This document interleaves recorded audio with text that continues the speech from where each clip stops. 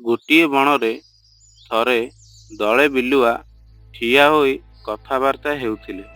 ଏତିକି ବେଳେ ସେ ପାଖ ଦେଇ ଗୋଟିଏ ହାତୀ ଚାଲିଗଲା। ବିଲୁଆମାନେ କଥା ହେଲେ, ଏ ହାତୀଟାକୁ ମାରିପାରିଲେ 6 ମାସ ଯାଏଁ ବଡ଼ ମଉଜରେ ଖାଆନ୍ତେ। କିନ୍ତୁ ଏତେ ବଡ଼ ହାତୀଟାକୁ ବିଲୁଆମାନେ କିପରି ମାରିବେ? ଗୋଟିଏ ବୁଢ଼ା ବିଲୁଆ କହିଲା, ମୁଁ ଯାଉଛି ହାତୀକୁ ମାରିବାର ବାଟ କରିବି। ମୁଁ ଡାକିଲେ ତମେ ସମସ୍ତେ ଦୌଡ଼ି କରି ଯିବ। ଏହା କହି ବୁଢ଼ା ବିଲୁଆ ହାତୀ ପାଖକୁ ଗଲା।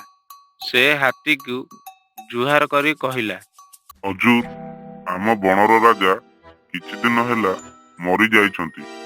ବଣର ପଶୁପକ୍ଷୀମାନେ ଆପଣଙ୍କୁ ରାଜା କରିବା ପାଇଁ ଠିକ୍ କରି ମୋତେ ପଠାଇଛନ୍ତି। ଆପଣ ଆସନ୍ତୁ। ଏହା କଥା ଶୁଣି ହାତୀ ଖୁବ୍ ଖୁସି ହେଲା।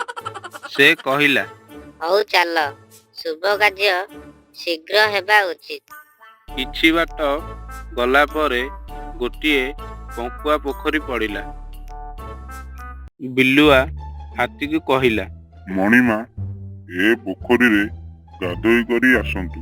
ତାପରେ ରାଜଗାଦିରେ ବସିବେ। ହାତୀ ତ ରାଜା ହେବ ବୋଲି ସେ ପୋଖରୀକି ପଶିଗଲା।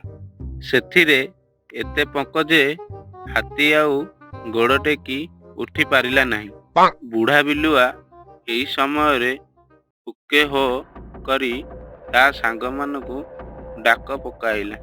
ତା ଡାକ ଶୁଣି ସମସ୍ତେ ଦୌଡ଼ି ଆସିଲେ।